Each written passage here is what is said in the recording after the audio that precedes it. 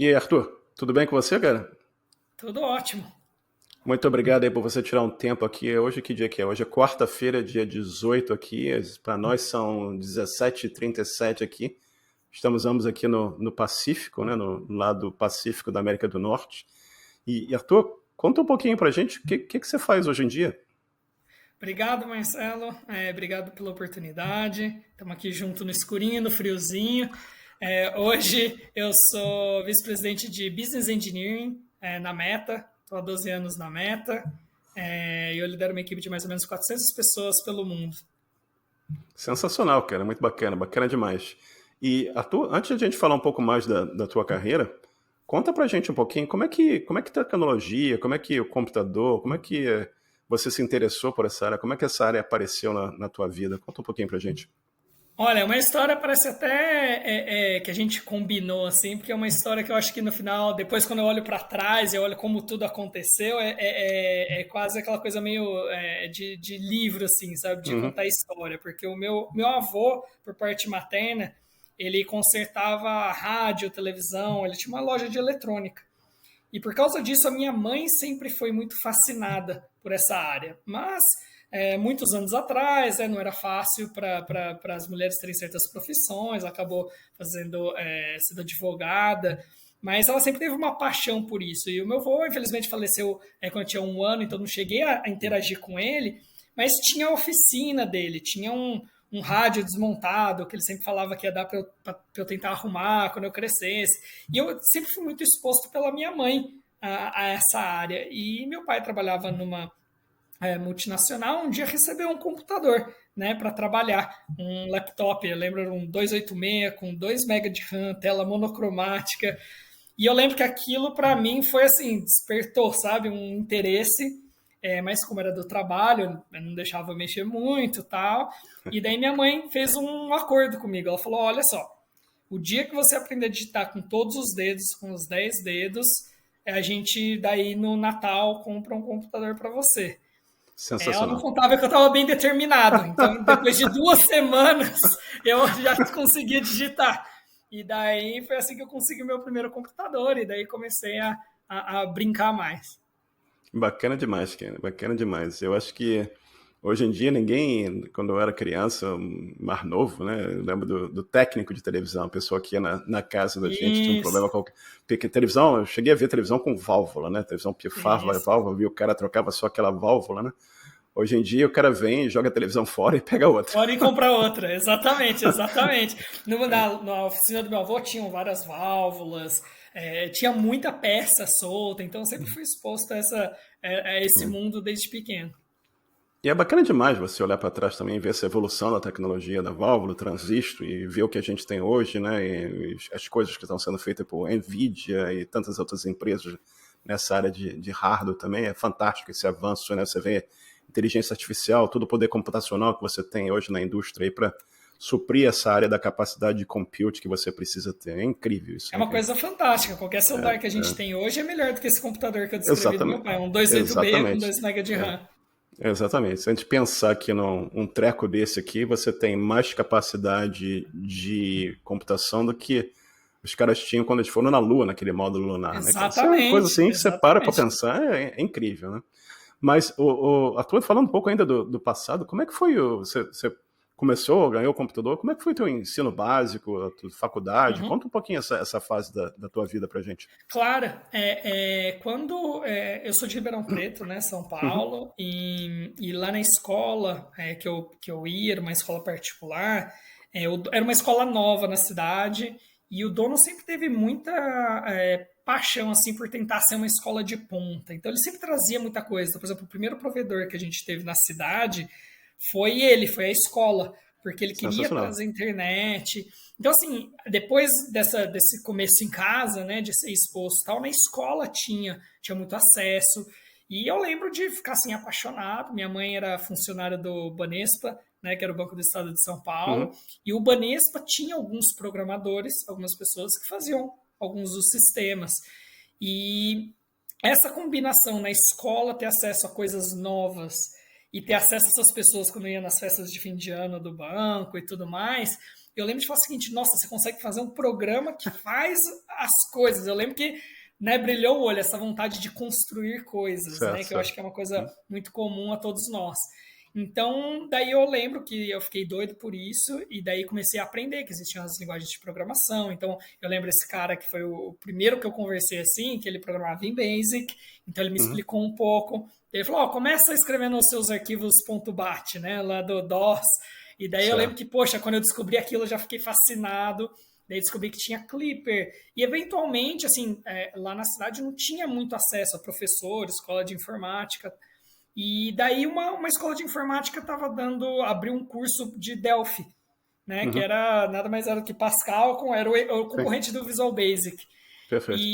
E daí eu conversei com a minha mãe, ela foi lá e conversou, porque eles não aceitavam criança, né? Eu era pequeno ainda. Na época eu tinha 11 anos, mais ou menos. E daí abriram uma exceção, eu e um amigo entramos, foi aí que a gente começou a programar. E daí eu tinha certeza que era com isso que eu queria trabalhar o resto da vida, né? Sensacional. Tive alguns trabalhos não formais de fazer Uhum, coisa, né, digitar, fazer pequenos softwares, mas daí com essa paixão acabei passando no vestibular e fiz Unicamp. Daí eu uhum. fiz 5 anos de Unicamp, que foi onde daí eu tive uma formação mais completa assim sobre a tecnologia, algoritmo, análise de algoritmo, tudo mais. Que daí dali eu fui para o mercado. Então assim foi um mix entre a curiosidade, querer fazer as coisas, teve o acesso, né, que eu acho que foi super importante, por exemplo, no banco, como era um banco do estado, não pagava conta de telefone, então eles tinham acesso ao Uhum, BBS. Então eu tinha acesso ao certo. BBS pelo banco quando eu ia trabalhar com a minha mãe. E daí gostava, daí o pessoal dava trabalho, então tinha coisa, por exemplo, o pessoal não gostava de digitar, daí eles pagavam para eu digitar. Daí a coisa foi indo, até que, né, a faculdade eu acho que me deu aquela última formação. Grande Unicamp, né? Um celeiro de gente no Brasil que impactou a indústria no Brasil e outros cantos também, né? Que é bacana demais. Ele, É, Barão Geraldo, não é isso? em Barão Geraldo, isso, Unicamp fica É, lá é, em Barão Geraldo, exatamente. eu lembro de lá. E é bacana demais, cara. Muito legal isso. E a coisa que você falou da curiosidade, né? Que é inerente às pessoas da área também, né? Se eu mexer nisso aqui, se eu mudar essa variável aqui, e o basic, né? Isso, Go to, você volta para cima, o loop. exatamente. É bacana, bacana demais, né? Várias memórias Teve que você está agora trazendo aqui. você me lembrou uma coisa que o gerente da minha mãe na agência, que era uma agência Uhum, central, ele mudou para uma cidade pequena e não certo. tinha o software que eles usavam na agência central não tinha mais disponível. Era uma daquelas coisas assim, Uhum, compraram o software em 1900 e bolinha, não sim, sim. existia mais a empresa, só que eles precisavam. E era um software que eles usavam para imprimir alguma coisa. E ele Uhum. levou, ele copiou e levou pro computador da agência nova, só que imprimia tudo escrito Ribeirão Preto. E daí eu lembro dele falar assim para mim, ó, se me resolver isso, ele falou assim para mim, o que você quer de computador? Eu falei assim, ó, eu queria comprar uma gravadora de CD, né, na época, e não tinha dinheiro e tal. E daí ele, ó, Sim. eu contribuo com metade da gravadora de CD se você resolver esse problema para mim. Nossa, eu lembro que assim, não existiu motivação maior. Eu acabei editando num editor hexadecimal. Eu Sim, achei as sim, strings onde estava escrito sim. Ribeirão Preto, E troquei com o nome da mudou os ex. cidade. Daí mudei, adicionei espaço, que era uma string menor. Daí eu Uhum, editei, funcionou. Eu lembro que ele ficou feliz, eu fiquei feliz, ficou todo mundo é, feliz. Mas essa coisa, é. curiosidade, tá? Como é que eu resolvo um problema, né? Uhum, uhum. Você editou lá o bináriozinho e botou o Isso. código correto bacana demais. Cara, isso é sensacional, lembrar dessas coisas e ver os primórdios da tecnologia, da Também entrei computação muito. também. Também me dei mal em certas situações. Também de assim. De chegar em situações onde eu me dei mal, entre aspas, por exemplo, Aham, na escola, a gente começou a ouvir falar de Linux, né? E, poxa, mas não tinha como que a gente vai ter acesso a Linux e tal. uhum, E daí os professores acabavam que eles pediam muito para eu consertar o computador deles, né? uhum, Porque o computador dava problema, entrava na fila da TI. Desde uhum. aquela época existe a famosa fila da TI. Certo, E daí certo. eles falavam, você consegue consertar para mim? E arrumava. E um dia eu pus para baixar no computador do professor, Uhum, que tinha uma conexão muito boa para a época. Eu pus para baixar, eu lembro direitinho, eram 6 flop disks uhum, do Slackware. Foi uhum, o primeiro Linux que eu usei. E daí eu lembro que o pessoal da TI veio e quis saber quem pôs para fazer o download, porque aquilo era uma ferramenta de hacker. E eu falei assim, não, esse é um sistema operacional. E assim, moleque, né, na escola. Então, às vezes, me metia em umas confusões também. Eu também comecei com o Slackware. Eu estava na época do mestrado, eu precisava usar um computador LNCC lá no Rio de Janeiro. E eu falei, pô, se for usar o computador depois do trabalho, eu vou dormir aqui, né? Mas aí eu comprei um CD, que era uma empresa na Califórnia que vinha o Slackware, e comecei a usar o Isso. Linux assim também. Foi assim que eu comecei a usar também, porque não deu certo o download, porque o cara deletou. Daí certo. eles chamaram meus pais, conversaram com os meus pais. Daí meus pais falaram Caramba. o seguinte: ó, o que você queria? Daí no fim foi a mesma coisa. Meu pai conversou com alguém da empresa que morava aqui, eles falaram e ele conseguiu comprar, pediu para essa pessoa comprar e eles mandaram o CD. Era o Slackware 3.5 o CD que eu recebi o primeiro. E deve beber comprou no mesmo lugar que eu, cara. A empresa chamava Walnut Creek. Isso, que era uma editora, né? Acho que no final era uma editora que publicava os livros com CDs. Vem o CD. Bacana Isso. demais. E foi assim que você... Nessa época não tinha o KDE ainda, né? Você começou a usar o Linux, o Slackware, e era um X Windows, não tinha um KDE, GNOME, nada disso existia ainda, né? Não. E Exato. você eventualmente chegou no KDE ou você chegou no teu primeiro emprego ainda com essa exposição Linux? Como é que foi essa história, essa fase de sair da Unicamp e teu primeiro emprego e ter essa exposição Linux? Conta um pouquinho mais pra gente. A Unicamp me expôs mais profundamente ao Linux, por ter, assim, começou que, como você falou, tinha se eu não me engano, era o XFCE, né, que era o window manager mais simples que eles tinham na época. Eu não lembro direito. E daí, mas assim, não tinha muito o que fazer, né? Eu escrevi uns programinhas, mas não tinha jogo, tudo que você usava. Então, assim, eu tinha instalado, eu sabia usar, mas não era algo produtivo, digamos assim, não era onde eu tinha produção de coisas. Quando eu entrei na faculdade, lá na Unicamp, a gente tinha o GPSL, o Grupo Pro Software Livre, que era um grupo de alunos que gostavam de software livre, e eu lembro de começar a conversar com eles. Também eu uso Linux, gostava, tinha no computador. E aí eu fui aprendendo outras coisas. Foi aí onde eu conheci o KDE. E daí eu me tornei um usuário do KDE desde então e eu sempre gostei muito. Eu gostava da forma como o projeto rodava, sabe? Que era, poxa, ó, tem todo mundo, mas tem o framework que era o Qt, né? O Qt, que era o que eles usavam como abstração para fazer rodar em múltiplos sistemas. E tinha uma empresa por trás. Então, eu lembro que aquilo me fascinou um pouco, assim, poxa, tem uma empresa de verdade que dá esse software de graça para esse pessoal construir isso, mas porque ajuda daí a ferramenta deles, que daí eles vendem para outras pessoas. Eu lembro que eu achei o combinado muito legal, sabe? E aí eu comecei a usar e ficar mais próximo da comunidade.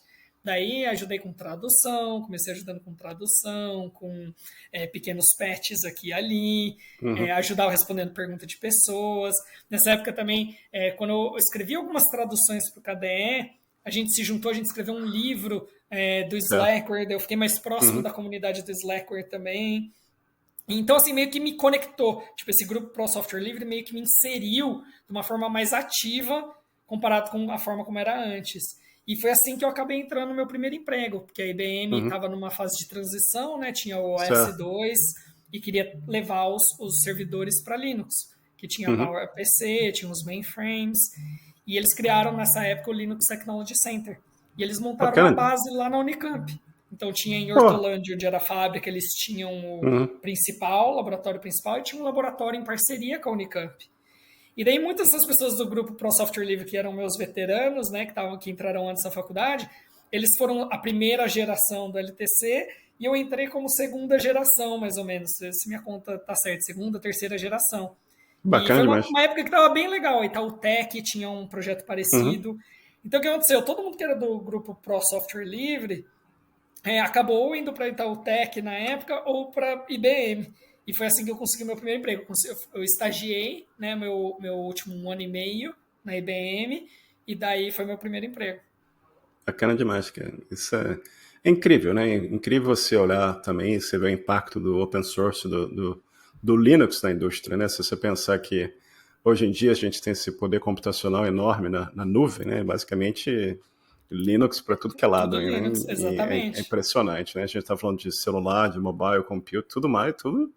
E o impacto que isso Tudo, né? teve Qualquer na celular que você é pegar, você incrível. vai lá no About, você vai ver as licenças GPL, porque É tudo hoje é construído em cima impressionante. de open source. Isso. Você pode contar um pouquinho para a gente sobre essa tua fase da vida na IBM? Como é que foi esse trabalho que você Lógico, desenvolveu lógico. lá? Então, assim, eu considero que meu trabalho na IBM e até o Uhum, meu trabalho depois na Nokia, assim, tecnicamente foram lugares certo. onde eu aprendi muito. Tinha muita gente boa.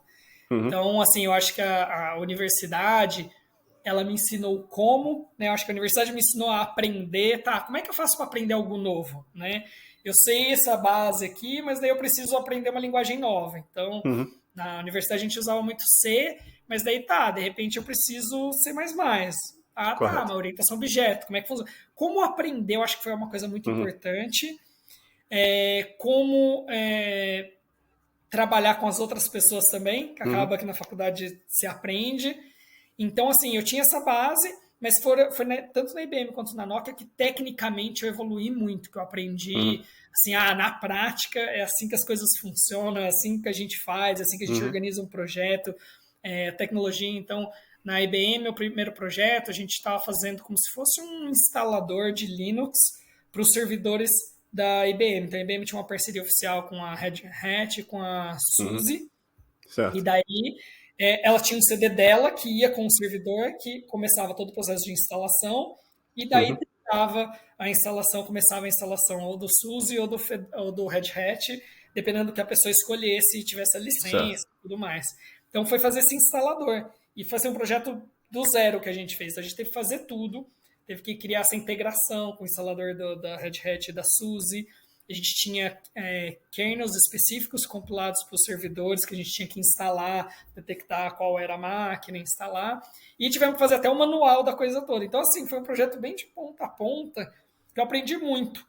E depois desse projeto, eu entrei num outro que era para migrar um processador novo que a IBM Hum, tinha para fazer o kernel do Linux funcionar nele. Então, uhum, era uma equipe gigante trabalhando nisso, e eu tinha um papel lá nesse projeto. E o certo. último foi começar o GDB, tipo, o portal GDB para Uhum, PowerPC, porque uhum, aí começa a girar a máquina, né? À medida que começa a ter mais Linux nos PowerPCs, aí você precisa debugar os problemas, daí o GDB não tem certo. suporte PowerPC. Então eu comecei esse projeto, foi bem no começo, assim, eu acho que eu trabalhei por um mês e pouco nesse projeto e daí eu acabei indo para a Nokia. Bacana demais, cara. Você trabalhou em portar o GDB para o PowerPC? Isso, era esse o projeto, exatamente. Muito legal, muito legal. Cara, isso é... A E é gente tá assim, falando... foi onde eu aprendi um monte, né? É, Porque eu lá atrás não podia nem imaginar é, trabalhar num projeto é. desse, mas rodeado de pessoas muito boas, técnicos excelentes, foi aí que eu aprendi bastante. E tudo começou graças à oficina do seu avô. Né? Exatamente, começou lá E, atrás, gerando essa coisa da curiosidade. Acho que é, você tocou num ponto muito importante, que é é. a curiosidade com a Uhum. vontade de construir algo. Né? Acho que todos nós Exatamente. temos essa vontade de construir. Juntos os É. dois é uma combinação muito boa. E é incrível o impacto que o seu avô possivelmente jamais imaginou que o que ele criou ia ter o impacto que teve na sua vida, né? Que você, De aquilo que forma ele criou, alguma. gerou uma curiosidade em você, gerou um interesse pela tecnologia, e isso te propulsionou à frente, né? E te levou ao ponto que você está hoje, né? É incrível isso. E conta um pouquinho mais sobre a Nokia. Você saiu da IBM, você foi para a Nokia, como é que foi o trabalho? E a Nokia era em São Paulo também ou era em Ah, outra não, cidade? ela era. Então a história foi a seguinte: eles estavam começando um laboratório de Uhum, pesquisa e desenvolvimento da Nokia certo. em Recife. Então a ideia Uhum, inicial acho que até era o Porto Digital, mas aí acabaram uhum, tomando a decisão de não ficar dentro do Porto Digital. E de perfeito. novo, aquela coisa do grupo Pro Software Livre que eu conheci na Uhum, faculdade, muita gente que estava nele, que estava na Itaú Tech e na IBM, eles foram chamados para ajudar a começar esse laboratório porque a Nokia na época estava começando a investir na nova geração do sistema operacional. Então tinha o Symbian, que rodou por muito tempo, e eles iam começar a investir, tá, como que seria algo baseado em Linux? E daí tinha esse laboratório. E os projetos eram todos relacionados a Linux, OpenSUSE, tinha alguns tablets. Na época, a Nokia tinha uns tablets que eram protótipos, mas que ela lançava. Você como desenvolvedor, podia comprar o kit de desenvolvimento, Certo. que era um sistema operacional chamado Maemo, que era Uhum. baseado em Linux, e depois foi sendo Uhum. refinado. E daí algumas pessoas da Itautec e da IBM foram para a Nokia e depois de um ano eles me chamaram. E daí, de novo, daí eu fui É. para lá. E daí, assim, de novo, foi uma época que eu saí de servidores grandes, onde eu aprendi toda essa coisa de arquitetura e tudo mais, para ir para o oposto, para sistemas Uhum. embarcados, onde bateria era importante. E daí, de novo, eu trabalhei com tanta gente boa que eu aprendi tanto essa época. E foi tudo muito intenso, assim. Foi na época Uhum. que o Git estava começando a decolar, então a gente já escutava falar, comecei a usar Git, e eram pessoas técnicas muito fortes, a gente sempre estava junto, porque era todo mundo solteiro, morando fora de casa, né, morando em Uhum. Recife, então a gente passava muito tempo junto, e, de Certo. novo, o que você falou, a gente acabava tendo muita ideia do que Uhum. fazer, a gente tinha muito projeto paralelo, daí a Bacana. minha contribuição ao OpenSource aumentou, porque Uhum. na IBM eu contribuí como o trabalho, mas eu acho que nessa época da Nokia que eu comecei a contribuir como projeto pessoal. E Uhum. daí eu aumentei muito a minha contribuição técnica ativamente para o KDE nessa época. É. Bacana demais, cara. E a gente estava falando em off sobre a importância da faculdade na vida, né? E você falou sobre a faculdade te trouxe estrutura, te trouxe uma exposição, a trabalho em grupo e tudo mais. Mas você está explicando aqui também te trouxe networking, né? Você conheceu um monte de gente que influenciou na tua evolução profissional também, né? As pessoas começaram a trabalhar com você, falam, pô, esse cara aqui sabe o que ele está fazendo, vamos trazer esse cara para cá. E vai para o próximo emprego e vão te trazer para outro emprego de novo, por todo esse Com network, a toda importância do certeza. network é incrível, né? É E, incrível. Porque no final as pessoas querem trabalhar com pessoas que estejam exato. tão investidas Uhum. quanto elas e que elas Exato. sabem o que esperar da pessoa. Uhum. Então, se você já tem essa experiência, por que você vai arriscar, né? Contratar alguém que você não conhece? Exatamente. Então, a importância do network é incrível. E a universidade, a faculdade, traz essa adicional, né? Além do ensino, a Exato. exposição ao ensino que você vai ter. Isso é incrível, cara. E você chegou na Finlândia pela Nokia? Chegou até lá? Eu passei, tive várias histórias, né? Porque brasileiro, indo para É, Finlândia, a primeira vez que eu fui era verão, então não ficava escuro. E o apartamento certo. que eu tava não tinha cortina, então eu sempre acordava no meio da noite desesperado, a gente tinha perdido hora. Daí eu fui no inverno, passei 6 semanas também, que daí era -30, que daí era o É, oposto. Eu falava, gente, como é que vocês saem na rua? Então, assim, eu tive bastante experiências, tanto no frio quanto no calor na é, Finlândia, mas sempre fui muito bem tratado. Pessoal fantástico, país muito bonito, é, mas frio no inverno, frio no é, inverno. o inverno não é para amadores. É que nem no resto do Canadá, ao leste de onde eu moro aqui, né? Mas, realmente é lindo lá, muito bacana também. E como é que foi? Você tá lá na Nokia, alguns falam Nokia, né? Tem essa coisa da É, pronúncia, tem as duas pronúncias do pessoal. e como é que a Meta apareceu na tua vida? Como é que surgiu? Você foi da Nokia para a Meta, correto? Isso, Uhum. isso. Bom, foi engraçado que a Nokia estava passando por um momento como Uhum. empresa que já não era muito bom, né? Uhum.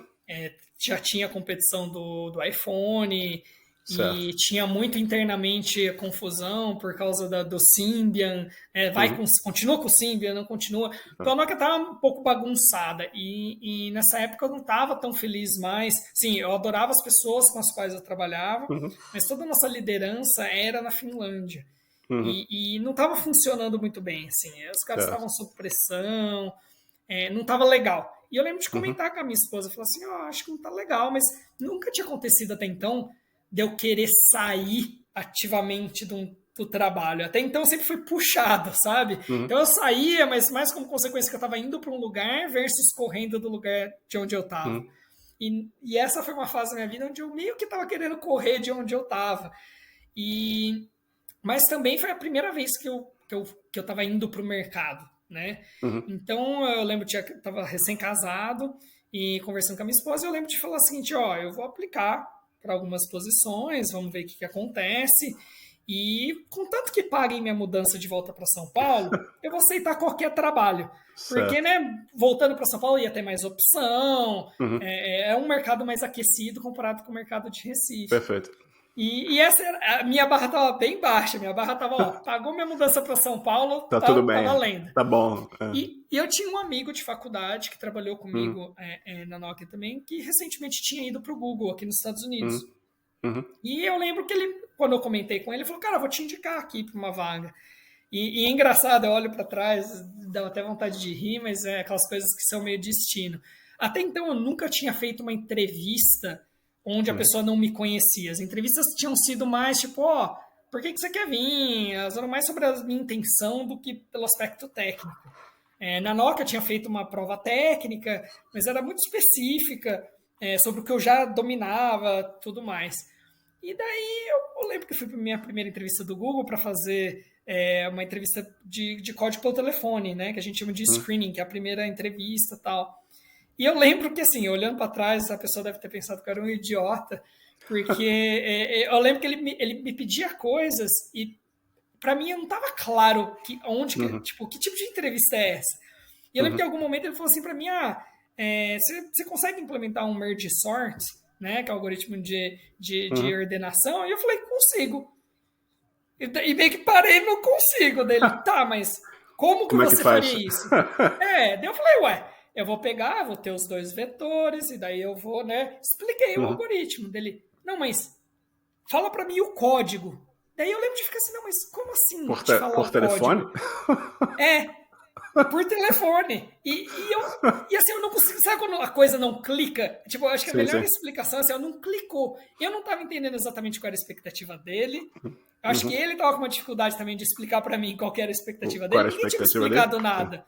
Aham. Eu tinha ido para essa entrevista, assim, de peito aberto. E daí eu lembro que desligou e eu falei assim, nossa, eu tava com uma sensação horrível, assim, sabe? Tipo, nada mudou, nada deu certo. Nenhum Aham. dado do que eu respondia parecia fazer sentido, mas, poxa, eu sabia isso. E eu lembro que a recrutadora me ligou de volta e falou: a gente não vai seguir com o processo e tal, Uhum. na primeira entrevista. E eu comentei que esse meu amigo ele falou assim: putz, não, cara, olha só, você vai fazer entrevista técnica, né, nessas empresas do Vale e tal. Existe um jeito bem específico que eles conduzem essas entrevistas. Lê esse livro aqui, chama ainda, né? Um livro famoso chamado Crack the Code Interview. Uhum. Ele dá exemplos. E daí eu falei assim, daí eu fui entender qual era a expectativa da pessoa. E assim, a entrevista foi toda em português, porque o Google tinha o escritório, né, Uhum. em BH. E Uhum. daí eu falei assim, caramba, daí eu peguei e comecei a estudar, rever para saber assim o que era esperado. E nesse meio tempo eu apliquei para a vaga do Google pelo LinkedIn. Certo. E daí eu recebi uma mensagem no LinkedIn de uma recrutadora na época do Facebook, falando, a gente está abrindo um escritório em São Paulo, a gente vai Uhum. começar a operação na América Latina, Uhum. você tem interesse? Mas qual que é a vaga, né? Ela, não é uma vaga de engenharia de produto, mas é uma Uhum. vaga, na época chamada de Partner Engineering, engenharia de Uhum. parcerias. Você Certo. topa conversar? Tá, eu falei, vamos conversar. Daí eu lembro de fazer a pergunta para ela. Uhum. Se por acaso receber uma oferta, vocês pagam a mudança para São Paulo? Ela, vamos. Eu falei, então vamos.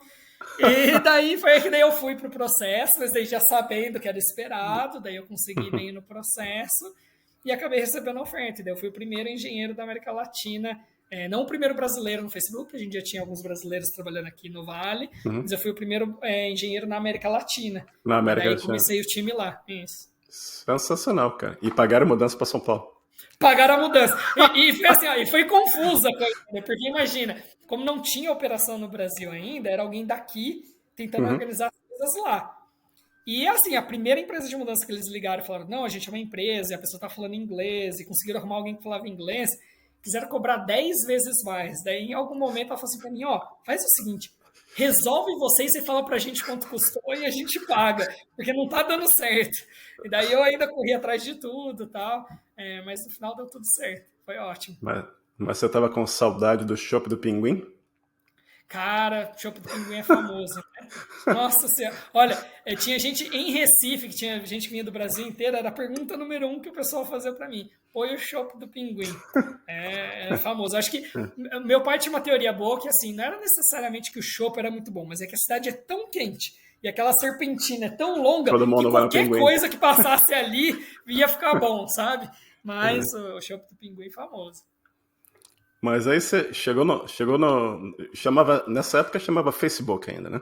Chamava Facebook. E era engraçado porque ainda não tinha decolado no Brasil, né? O Orkut era grande no Brasil. Sim, sim. Eu conhecia por ser da área de tech, né? A gente Sim. tem amigos de todo lugar, então a gente sabia que existia, mas ainda não tinha decolado.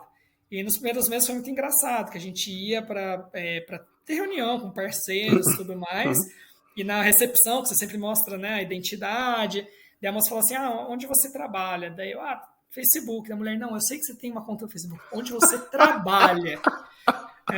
Eu também tive essa conversa com a minha sogra falou assim, não, mas o que você vai fazer lá? Daí eu expliquei dela, mas é só um site, não tô entendendo o que você vai fazer lá. Então foi bem engraçado assim, o começo, porque ainda não era famoso, né? E daí depois estou famoso e aqui estou por 12 anos. A senhora sabe o que é LS-L, não? Eu falei para ela, falei assim, confia em mim que tem coisa para ser feita. Não é tão fácil fazer um site. Foi engraçado. Realmente sensacional isso, cara. E aí, você chegou no Facebook, começou a trabalhar no Facebook. Como é que foi o começo no Facebook? O que você pode contar pra gente? Como é que foi, Cara, a evolução da empresa no Brasil? Que você parte desse crescimento, dessa evolução, né? E como você falou, é uma época que o Orkut dominava, né? Eu não sei se a nossa audiência aqui, se todo mundo chegou a usar o Orkut, mas talvez ninguém... não. Talvez saiba como lenda urbana, né? Ouve Orkut, falar, né? mas nunca usou. Exatamente. A época foi uma coisa enorme, né? No Brasil teve um impacto bastante grande, muitas amizades surgiram por ali. Eu conheço gente até hoje que eu conheci no Orkut, então. Isso. E pintou o Facebook e o Orkut foi sumindo, né? O Orkut foi caindo e você estava lá no Facebook. Como é que foi ver essa evolução, esse crescimento do Facebook no Brasil? Conta um pouquinho pra gente. Cara, foi assim, com certeza acho que foi muito legal. Uma coisa que foi interessante, de novo acho que volta talvez no tema da minha carreira e porque eu esteja na empresa há 12 anos, eu fui, né, de servidor para dispositivo embarcado, e daí de repente era parcerias de marketing, web. Falei, cara, tipo, primeiro na época eu dizia assim, eu falava, não é possível que alguém clica num anúncio na internet. Ninguém clica em anúncio. O que eu vou fazer? E web, assim, eu sabia HTML, né? Tinha uns projetinhos, mas nunca tinha feito um site grande. Claro. E eu falo assim, cara, onde que eu tô me metendo, né? Não sei 90% disso aqui. Nada da minha experiência eu acho que vai ser relevante. E muito pelo contrário, de novo, volta naquela coisa de você aprender, né? Aprender a aprender, entender o que é importante e o que não é. Eu comecei a aprender um outro mundo, né? O mundo dos testes AB, de escala. Foi na época que foi no meu primeiro ano, eu acho que foi inaugurado o primeiro data center que era o Facebook era o dono, né? Que ele estava alugando máquina. Então foi um mundo novo, assim, tem uma quantidade de dados absurda, né? Como é que fazia o release, porque mesmo com aquele tanto de usuário, o release na época ele era diário, todo dia tinha release. E como é que se organiza, como é que você faz? Foi uma transição também onde a gente estava fazendo migração de certas tecnologias muito chave, por exemplo, o servidor web, o Facebook originalmente foi escrito em PHP. Certo. E começou a não performar mais, e daí eles criaram um compilador. Ele pegava o PHP, transformava em C++ e compilava o C++. Eu entrei exatamente nessa época. E era impossível debugar qualquer coisa, porque o código, né, o que estava rodando em produção não era o código que foi escrito. Sim. Então, assim, era complicado. E daí eles criaram uma máquina virtual, que inclusive é um brasileiro, que também era parte desse time, foi uma das grandes mentes por trás desse projeto, que era gerar o bytecode e rodar o bytecode, que era tão, na verdade, ficou mais rápido do que o código compilado, e o código que você está vendo, o que está rodando é o que você está vendo também, então ajudava.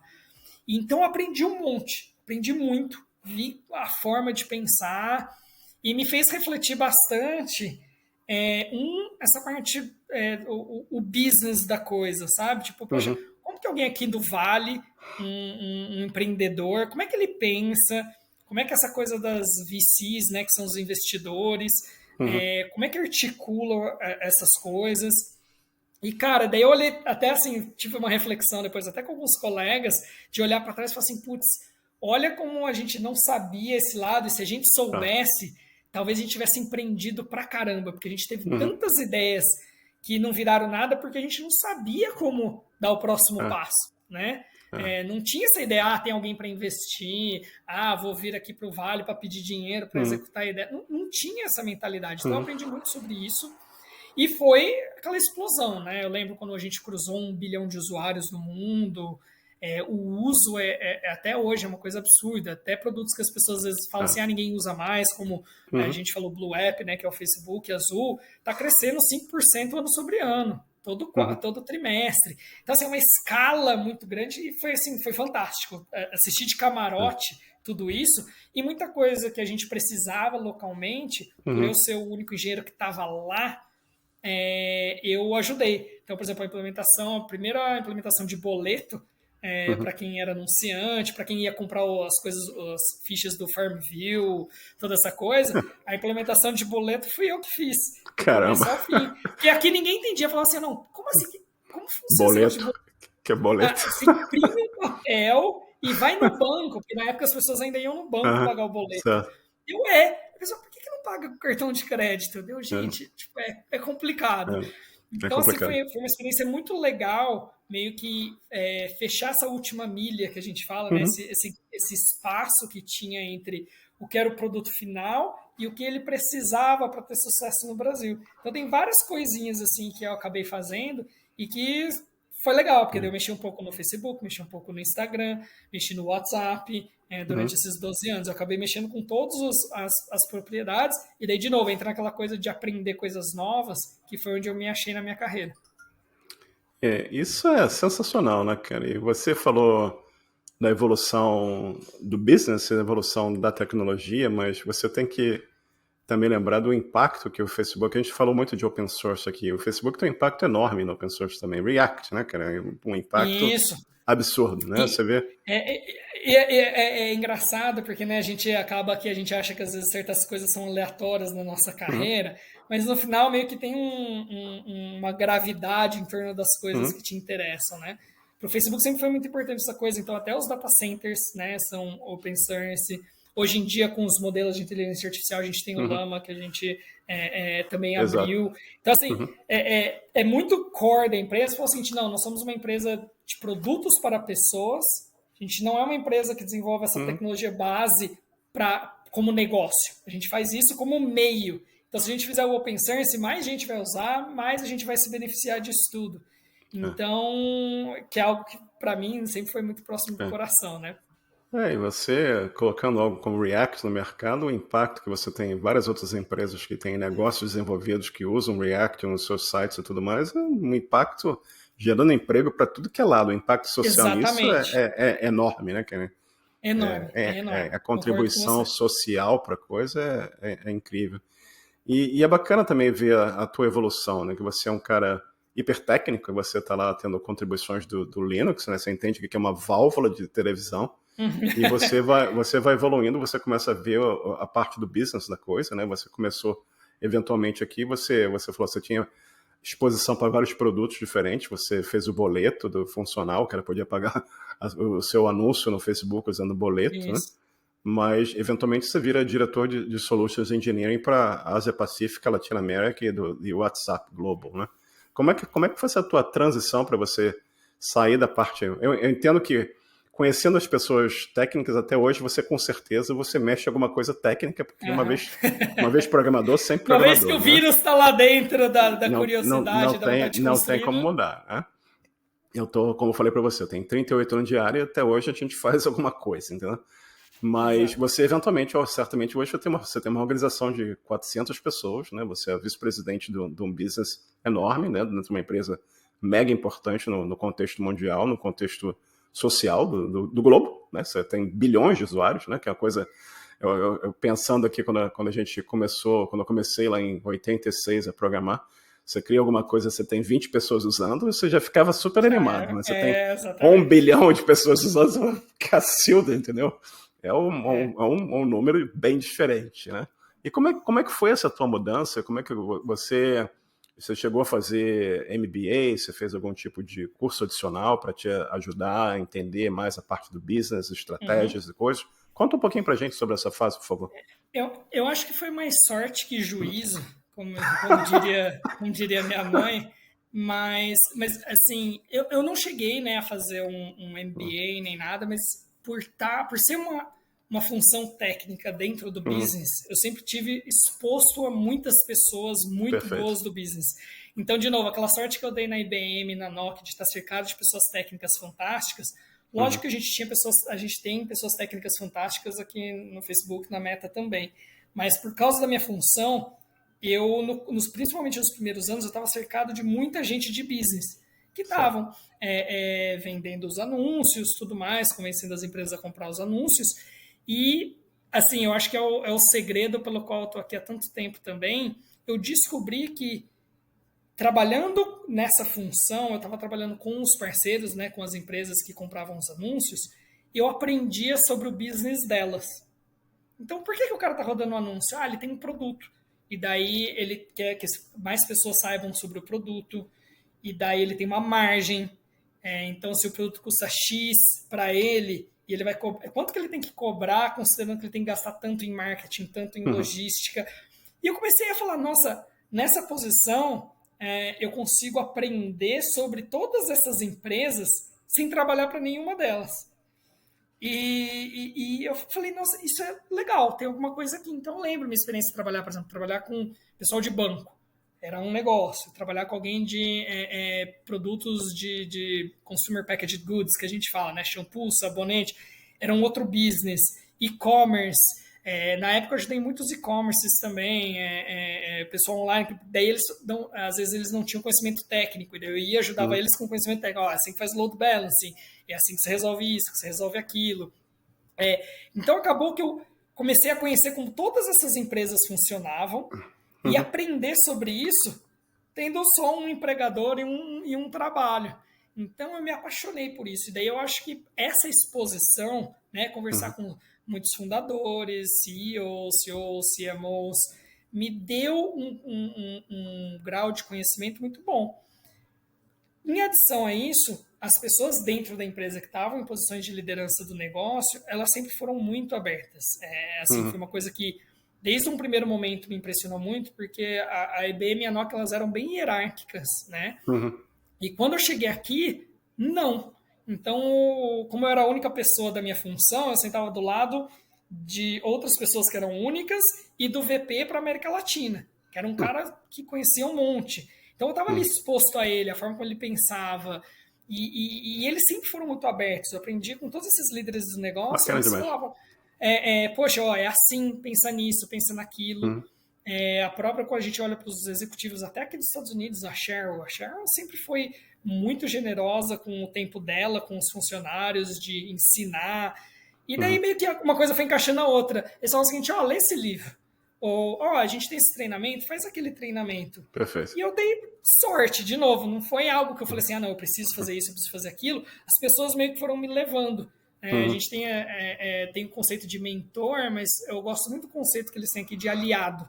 Eles foram aliados na minha carreira. Eles foram sem precisar, me apontando para os lugares e a coisa foi encaixando. Daí, quando a gente montou o time na América Latina, que deu bem certo, daí me convidaram para eu tomar conta do time que estava começando na Ásia. E daí foi aquela coisa, poxa, tá em lugares opostos do globo, como é que eu vou fazer isso? Daí, muda aqui para os Estados Unidos, que vai ficar aqui na sede, e por causa do time zone você consegue trabalhar com as duas regiões. Bacana. Aí foi a época que a gente comprou o WhatsApp, daí começou a minha função pro WhatsApp, daí eu comecei esse time também, então as coisas foram meio que se encaixando. Então, mais sorte do que juízo, eu diria. Mas, de novo, eu acho que volta no que você estava falando, da importância de você estar cercado de pessoas boas, de você ter a curiosidade e o networking, né? Porque daí, quando eu mudei para cá, o pessoal que eu tinha trabalhado na época do boleto lá do Brasil, eles me conheciam. teve alguns outros projetos, daí eles me chamaram, porque eles sabiam como eu podia ajudar eles. Sempre tem esse elemento de pessoas, sabe? Eu acho que a gente diminui muito o valor, mas são as pessoas. No final do dia, as pessoas quererem trabalhar com você, né? Eu acho que são valores muito importantes. Não fica só pelo técnico, e técnico pelo técnico, né? Tem muitas pessoas parecidas. Pode parecer clichê, Arthur, mas é o que a gente está falando. Gente faz toda a diferença, entendeu? E Faz. olhando a minha história, eu penso nas pessoas. Tudo que é lugar bom são as pessoas que fazem a diferença, entendeu? É São as incrível pessoas. o quanto que isso Tem é uma importante. frase que meu pai me contou uma vez, há muito tempo atrás, quando eu comecei minha carreira, que ele sempre falou o seguinte: nunca se apaixone por uma pessoa jurídica, né? Você se apaixona por pessoas físicas. Pessoas Certo. jurídicas são uma entidade. E Exato. essa entidade, ela não tem opinião, ela não conhece as pessoas que estão lá Sim, dentro sim, que sim. fazem o ambiente, né? A pessoa, a coisa é ir para frente, né? E conta um pouquinho pra gente, você hoje VP of Business, né, num business enorme, você tem 400 pessoas na tua organização. Como é que são, o que você pode contar um pouco só pra gente, os teus Sim. principais desafios do dia a dia? Como é que você mantém esse time motivado e focado nos objetivos que vocês têm de empresa e do dia a dia? Acho que um dos maiores desafios que eu tenho, assim, existem uns desafios que eu vou chamar de desafios táticos, que é como a gente Uhum, executa, né? Como a gente coordena 400 pessoas, né? certo. Então, uma decisão que a gente toma de como a gente vai executar um projeto ou uma prioridade, como é que você faz chegar para todo mundo do Uhum, jeito certo? Pode parecer simples, mas é difícil, né? As uhum, pessoas às vezes não têm o mesmo contexto, então eu acabo gastando muito tempo com as pessoas. Eu viajo muito, eu vou para cada lugar que a gente tem os times, eu gasto um tempo com eles, para eles entenderem o porquê que a gente está mirando em algum lugar e por que a gente planejou chegar desse jeito lá. E certo. para ouvir feedback, entender. Então, existem esses desafios táticos de como você Uhum, operacionaliza, mas uma coisa que é legal da empresa, que é quando a gente fala do Vale do Silício, né, das empresas de tech, é muito legal ver o DNA delas. Então, por exemplo, sempre falo, o Google é uma empresa de tecnologia, uma empresa criada por engenheiros, né? uhum, Então, às vezes você vê, às vezes o Google tem uma tecnologia há muito tempo e às vezes tem dificuldade de transformar aquilo num produto para o usuário final, porque uma empresa que faz tecnologia muito uhum, legal. Eu acho que o Facebook, desde o começo, teve um DNA de produto, né? uhum, Aquela coisa que você está falando, a tecnologia, tá bom, ela é usada para chegar lá, mas quando pega uma tecnologia, tem uma mão muito boa para transformar isso num produto útil para as pessoas. E o uhum. Mark sempre foi muito, sobre a missão da empresa, né? De conectar pessoas. Visão de produto. Isso. Que eu ia falar, ele transforma essa visão dele em conectar as pessoas no que tem valor, o que é importante, em produtos. Uhum, E com isso é um desafio legal porque as pessoas mudam. Né? O que a gente gostava de fazer ano passado, a gente não gosta de fazer essa semana. O que é cool essa semana que vem é politicamente incorreto. As pessoas mudam muito. Então, uhum, o produto precisa evoluir numa certo. velocidade absurda. E hoje a gente tem, eu comentei lá no começo, a gente tinha os releases diários, eram 2 releases por dia. Então, assim, a minha expectativa era, conforme a empresa for crescendo, isso vai ficar cada vez mais difícil, né? Uhum, E foi o contrário. Hoje a gente tem, você fez o DIF lá, você fez o seu PR, o revisor aprovou, você falou, tá, agora eu vou fazer o push, você fez o push, ele já vai cair para alguém, para um uhum, usuário. uhum, Então, assim, você faz, real time o nosso release. E daí, lógico, a gente vai fazendo, né, em ondas, que a gente chama, primeiro uhum, para 1%, 5%. uhum. Mas imagina, para cada commit que acontece, para cada push que acontece, você Ah, está rodando essa máquina. Então, é é, muito rápido, porque você precisa é. dessa agilidade. Então, eu acho que, assim, a grande dificuldade é como a gente faz algo que operacionalmente faz sentido para 400 pessoas, sem perder essa agilidade que é o DNA da empresa, que a empresa precisa para sobreviver.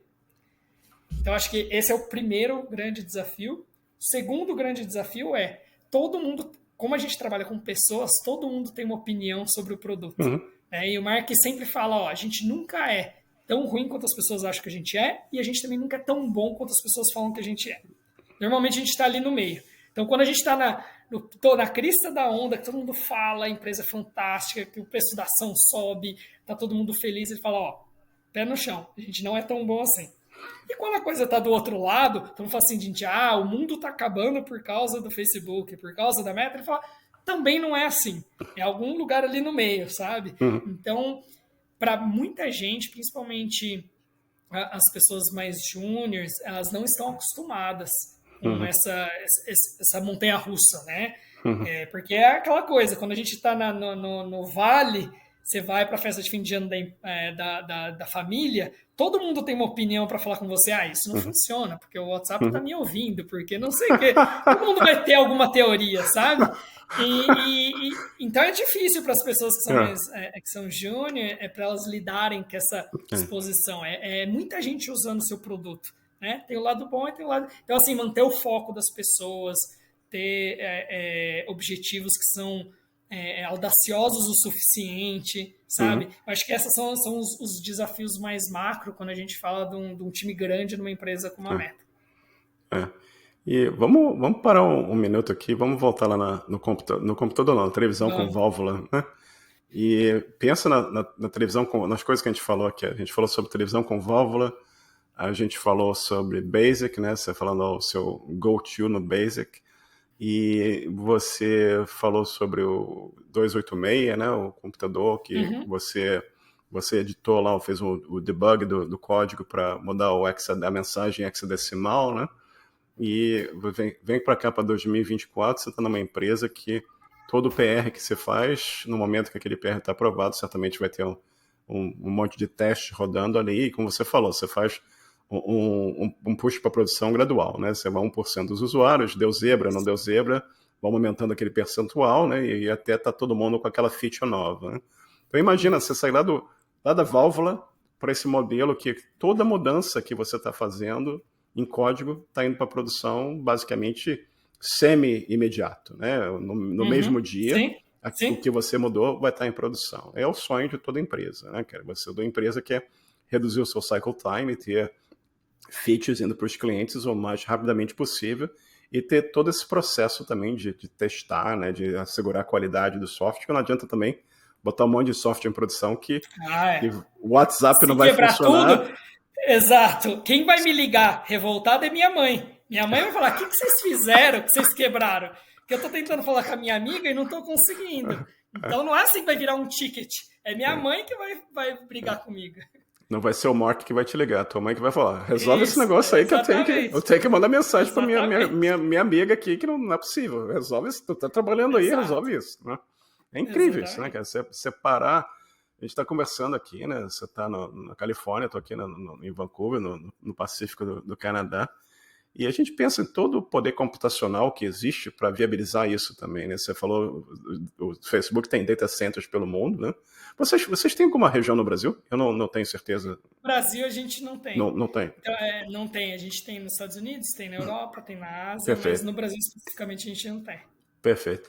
Mas o poder computacional para você tem que ter, né, para você poder suprir o que as aplicações precisam de ter, de poder para servir essa comunidade de usuários pelo mundo, isso é incrível, né, cara? E eu garanto que não tem mais nada funcionando com válvula, né, cara? Não, isso eu garanto. Agora quase o contrário, né? Você tem esse monte de GPU para inteligência artificial, que, cara, esquenta tanto que se você não fizer direito o cooling, ela pega fogo. Instantaneamente, assim, é muito doido. É incrível, e a gente está vendo toda semana, eu estava vendo um artigo ontem, está todo mundo conversando sobre o uso de energia nuclear, né? Porque a demanda de energia para você suportar AI, né? Todas essas GPUs rodando pelo mundo, e cada vez o nível de complexidade, nível de demanda aí dos agents e tudo mais que tem que rodar aí para fazer isso funcionar é enorme, né? Então, você não tem energia eterna, né, infinita, né? Você tem que estar olhando outros potenciais power sources. É incrível, né? E eu penso, como a gente está dando um pouco para o passado aqui, eu penso no futuro, sei lá, daqui a 50, 100 anos, o que será, entendeu? E vai ser interessante ver como é que evolui, né? As pessoas falam, AI vai dominar tudo. Será? Não sei, vamos ver. Vamos ver o que vai acontecer. Vai ser interessante de ver A gente como... também achava que os computadores iam fazer tudo quando a gente chegasse nos anos 2000, né? Acho Pois que é, tem, se a gente olhar é, para trás, a gente consegue aprender bastante sobre o que é factível, o pois que é. que não é tanto. E sempre surgem problemas novos, né? Eu acho que é uma constante na evolução das coisas é que acho que você soluciona problemas que existiam e surgem problemas novos ou aparecem oportunidades de você usar. Ok, eu não preciso mais me preocupar com isso aqui, mas agora eu consigo me ter um elemento, ter um poder computacional melhor que eu consigo Perfeito. solucionar um problema que eu não conseguia solucionar há 10 anos atrás, né? Você começa a olhar Exato. coisas como desenvolver proteínas complexas, tantas Uhum. aplicações que estão sendo usadas no mundo para levar a ciência à frente, levar as pessoas, né, o social à frente, né? E vamos torcer para que isso evolua e continue dessa forma, né?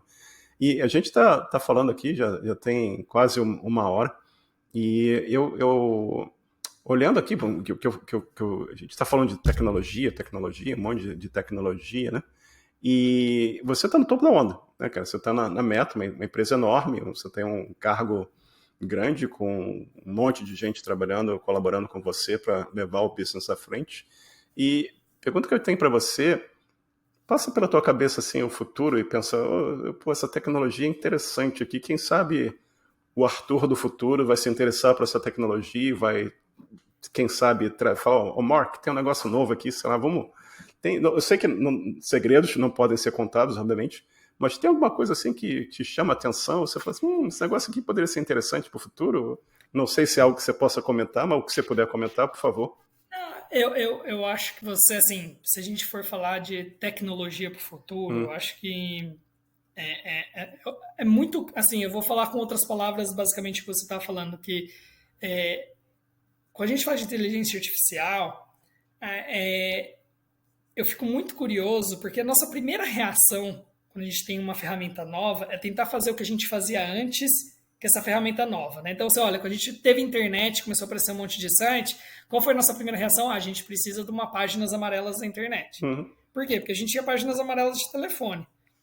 Passados alguns anos, alguém falou assim, gente, não, peraí, por que a gente está fazendo isso? A gente consegue ter um softwarezinho que roda, automaticamente vai seguindo os links e indexa tudo para a gente. A gente não precisa que as pessoas venham, preencham um formulário falando que são os sites delas, daí essa entrada fica antiga, não vale mais. A gente consegue fazer isso de um jeito diferente. Na minha visão, acho que a gente está nesse estágio com inteligência artificial. A gente está tentando fazer um monte de coisa que a gente acha que é importante, que deveria ser feita com inteligência artificial, mas a gente ainda não chegou nessa fase onde a gente, não, peraí, tem coisas novas, jeitos uhum, novos de fazer as coisas que a gente não fazia antes. Eu estou muito curioso nesse pulo, nessa diferença em fazer as coisas mais do que o que é que estamos fazendo, sabe? Então, por exemplo, eu já vi alguns usos muito curiosos. Estava conversando com uma startup outro dia. O que eles fazem? Eles tinham, né, como toda startup, dinheiro não uhum, dá em árvore. claro. E eles estavam gastando muito dinheiro com uma agência para fazer pesquisa de usuário. Uhum, Então, eles contratavam a agência e falavam: ó, a gente quer homens de 30, 40 anos. Você vai fazer essas perguntas, vai mostrar essas opções de tela e a gente vai ver o que é melhor. E eles gastavam muito dinheiro com isso. E daí alguém teve a ideia, pegou e falou assim, não, peraí. O cara pegou 100 instâncias de um modelo de linguagem grande, né, um Large Language Model, e falou, comporte-se como um homem de 30, 40 anos. Então ele definiu qual era a persona, daí ele inseriu algumas variáveis, ó, você é casado, você é solteiro, você gosta de esporte, e daí ele rodou as mesmas perguntas usando os modelos. E, cara, foi mais de 80% preciso. incrível, né? E muito mais barato do É, que sair perguntando. Daí, que aconteceu? Daí descobriram que tinha algumas perguntas que estavam muito uhum, dúbias, né? Ou uhum, que a pergunta estava bem formulada. Eles refinaram isso tudo e daí contrataram a agência uma vez. Rodaram e daí eles viram que o resultado foi tão próximo do que eles conseguiram que agora eles fazem basicamente, tipo, e a velocidade que isso vai, né? Porque antes tinha que contratar a uhum, agência, fazer o briefing, até fazer a pesquisa, compilar os dados e voltar, era um loop gigantesco. Hoje, eles fazem isso em questão de minutos, porque eles construíram um é, softwarezinho em cima dos modelos, e eles falam, eu quero 1.000 pessoas para ser estatisticamente significante. Eu quero Uhum. e configura e tem a resposta. É, Esse tipo de uso eu estou muito curioso. Então, é, eu diria que é menos sobre uma tecnologia nova e mais sobre o emprego da tecnologia, sabe? Aquela coisa, internet no começo, a gente tinha alguns sites, tinha o IRC e era isso. Daí alguém falou, a gente pode jogar multiplayer, a gente pode trocar música, a gente pode assistir. E essa segunda evolução de tipo, a gente evoluiu de um ponto onde dá para usar isso para fazer coisas que a gente não fazia antes, que eu estou é, muito curioso e já começo a ver algumas coisas aqui e ali. é. E como você falou, a gente ainda está fazendo catálogo ainda, né? É E isso, vamos exatamente. ver o que vai vir depois de fazer o catálogo. Vai ser Exato. interessante, vai ser bacana. Vai ser interessante, vai ser O interessante. futuro. Assim, eu sou um saudosista também. Acho que, assim, se amanhã eu parasse de trabalhar, né, Uhum, aposentasse, assim, eu até brinco com alguns amigos. Acho que meu sonho seria, tá bom, agora eu vou dedicar 100% do meu tempo a contribuir para o KDE, uhum, sem precisar trabalhar, sabe? Só como um projeto que eu tenho prazer de estar ali programando, bacana. fazendo alguma coisa. Porque também tem o outro lado, é o que você falou, poxa, eu sei o tanto de escola que usa o KDE, usa Linux Uhum, KDE, e tem computador na escola uhum, porque existe o software livre, exato. né? Então, isso também é algo que é bem próximo do coração, que eu acho que talvez eu olharia para o KDE e olharia para a AI e falaria, tá, como é que eu junto essas coisas aqui no meu tempo livre? E o Tomás vai ficar feliz. Tomás já vai te ligar. Ah, Quando é que você se aposenta? eu vou esperar a ligação dele, não só dele, tem todo um pessoal Pela que eu comunidade. vou esperar a ligação, Isso vai ser fantástico, cara. E realmente o impacto do open source, do Linux na vida de um monte de gente é incrível, né? E, Só para completar o que você acabou de tá? falar, isso é uma coisa, todo mundo que me pergunta fala o seguinte, tô recém-formado, Uhum, ou não sei se eu quero trabalhar na área, o que você tem de recomendação? Eu sempre falo, acha um projeto que você gosta, pode ser um jogo, pode ser um software que você usa, pode ser uma IDE, né, para um sistema, não importa o que seja. Contribui, entra para a uhum, comunidade, aprende como revisar código, né, fazer essa dinâmica, que se aprende tanto ali, eu acho que uhum, acaba sendo um diferencial gigantesco. Então, eu sempre aponto as pessoas para o open source. É uhum. uma ferramenta fantástica, que todo mundo tem acesso, é muito democrático. Você antecipou duas perguntas à frente que eu ia te fazer, que era recomendações para quem está começando. Exatamente, né, cara? Você se envolver com a comunidade, né? Como você falou para a gente, né? Você começou, ajudava a traduzir, ajudava nisso, naquilo, começou a mexer com o QT e que nível de conhecimento que isso trouxe para você e o networking nessa comunidade também, como te ajudou a evoluir Exato, profissionalmente também, né? exatamente, exatamente, exatamente. E falando um pouquinho mais do passado, olhando para trás, olhando a tua carreira toda, você teria feito alguma coisa diferente, alguma coisa específica que você teria mudado, não? Eu acho que eu cheguei a comentar, mas é aquela coisa, né? Quando a gente não sabe, eu acho que essa coisa do empreendedorismo, eu acho que Uhum, teve muitas oportunidades que não só eu, mas o nosso grupo de pessoas, que a gente desenvolveu softwares muito legais que morreram ali com a gente, hoje estão em algum backup uhum, nosso, que poderiam ser projetos que se tornariam empresas, com certeza. Se a gente soubesse o mecanismo de ir atrás de um investidor uhum, anjo, organizar um business ao redor dessas coisas, escalar. A gente simplesmente não sabia, né? Não tinha acesso a esse tipo de uhum, coisa. E eu acho que hoje já tem, né? A gente tem uhum, muitas VCs, a gente tem incubadoras no Brasil, e eu acho que isso seria algo que eu, uhum, sabendo o que eu sei hoje, eu pudesse voltar e falaria, vai atrás disso, isso existe, você não tem acesso por N motivos, mas uhum, existe, corre atrás disso que talvez vire alguma coisa. E eu acho que o brasileiro tem muito disso de ser empreendedor, né? uhum, uhum. A gente gosta de empreender, então acho que isso seria algo que eu faria diferente. Isso melhorou bastante no Brasil, né? Eu lembro Melhorou muito. quando eu vivia no Brasil, não era um cenário grande, mas hoje em dia, pelo que eu conheço e que eu vejo das pessoas, isso melhorou muito. Fintech é muito grande no Melhorou Brasil, muito. muita O coisa. Mark Anderson aqui, ele tem um fundo Hum, só para latinos, onde tem bacana, um cara. monte de brasileiro. Bacana. Então, assim, é fantástico. Hoje existe o Hum, acesso, né? bacana demais isso. E, cara, e o impacto que essas coisas todas têm na vida das pessoas, né? A gente olhando aqui os últimos, sei lá, 30, 40 anos de... Eu trabalho com tecnologia e você e tantos outros, e o impacto que isso tem na gente, tem outras pessoas no Brasil também, né? Quando você consegue mudar a vida das pessoas, por um trabalho que a gente faz nos programadores, a gente consegue ter um impacto positivo na vida das pessoas, que é o que a gente quer ver, né? E Exato. cara, a gente falou sobre recomendações para quem está começando, acho que você já deu as recomendações. Você tem dica de livro, música, jogos, filmes, ou sei lá, a tua página no Facebook, Olha, o que você quiser, o que você quiser recomendar? olha, normalmente eu falo para as pessoas tomarem cuidado com assim, as pessoas que têm muito conselho de carreira. Minha avó sempre falava, né? Se conselho fosse bom, as pessoas vendiam, elas não Sim, sim, davam, né? sim. E eu acho que tem muita gente com muita opinião hoje em dia, e você tem que tomar cuidado, né? Claro. Acho que tem muita gente que dá opinião, dá sugestão de carreira, e cada caso é um caso, cada pessoa tem uma situação, às vezes pode tomar mais risco ou não. Então, assim, voltando para o que a gente falou, acho que se você conseguir encontrar as pessoas nas quais você vê um modelo, não, ó, poxa, essa pessoa aqui tem uma carreira ou tem um conhecimento que eu me espelho, eu gostaria de chegar onde essa pessoa está, se cerca dessas pessoas, né?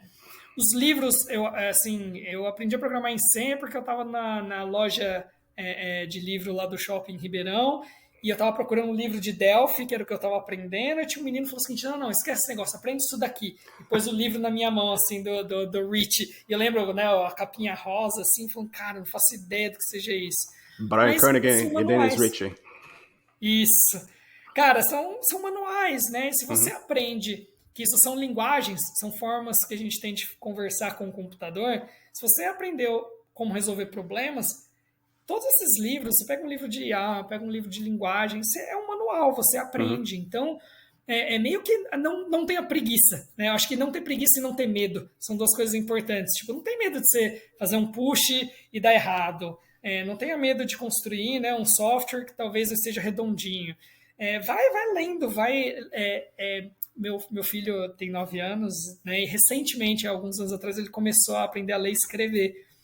E acho que é uma analogia perfeita. A gente esquece isso porque a gente fica uhum, adulto, mas você vai escrever código bom se você lê bastante código. Então, uhum. leia código, se interesse, poxa, como é que isso foi feito? Como que isso funciona? E vai ler o código, né? O Pensarse também oferece isso. Então, sim, eu acho que mais do que livro e qualquer coisa, eu acho que você ler código, você se interessar e daí de novo volta no Pensarse, eu acho que é fantástico para a carreira. E daí, livro, tudo isso. Aí eu sou bem eclético. Eu gosto de ler de tudo um pouco. Filme eu também gosto de tudo um pouco. Mas se o pessoal quiser, né, trocar uma ideia ou quiser ver o que eu tenho para falar, tô lá no LinkedIn Arthur Souza, super fácil de me achar. No Threads também, Souza, underline Arthur. Eu sempre procuro conversar com todo mundo e o que eu puder ajudar. Então, se alguém tiver qualquer curiosidade, quiser trocar uma ideia, eu tô à disposição também. E foi assim que a gente se conectou, né? Que eu vi o seu Foi post no assim. Threads, eu olhei assim e falei, esse cara é brasileiro, deixa eu mandar uma mensagem e ver se ele quer conversar comigo. Que é exatamente o que você falou, se a gente não tenta, se a gente não arrisca, a gente não teria tido esse E, papo aqui, isso, que eu sou eternamente agradecido aqui pela quantidade de eu coisas que que eu agradeço aprendi pela e oportunidade. pelo papo maravilhoso que a gente teve aqui. Passou uma hora, parece que foi 2 segundos, entendeu?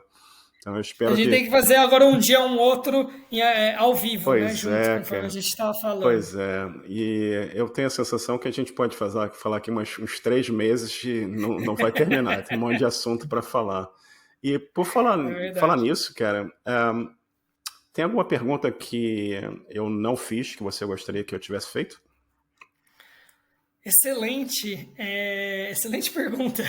Essa foi uma que você ainda não fez, né? Se a Ah, gente for na tecnicalidade.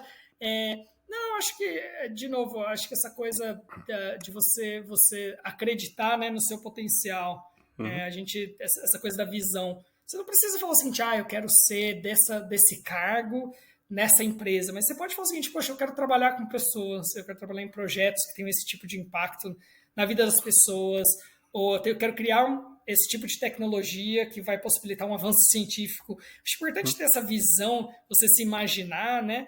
Para você ter alguma estrela guia, assim, né? As coisas talvez não sejam é, específicas como você imaginou, mas ter essa coisa assim, poxa, o que você espera de você mesmo? Eu acho legal ter essa estrela guia. Então, normalmente quando tem papo de carreira assim com o meu time, com amigos, pessoas que eu mentoro, eu sempre falo isso, falo, cara, se imagina para frente, né, para você saber para onde você vai. O resto vai acontecendo, de Vai novo. acontecer. Tomara que todo mundo tenha tanta sorte quanto eu tive, mais sorte que juízo, mas ter estrela guia ajuda também para você, pelo Com menos, certeza. mirar na direção certa.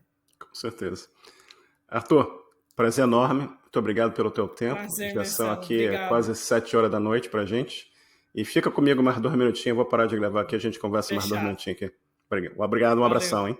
Tchau, tchau. Abraço.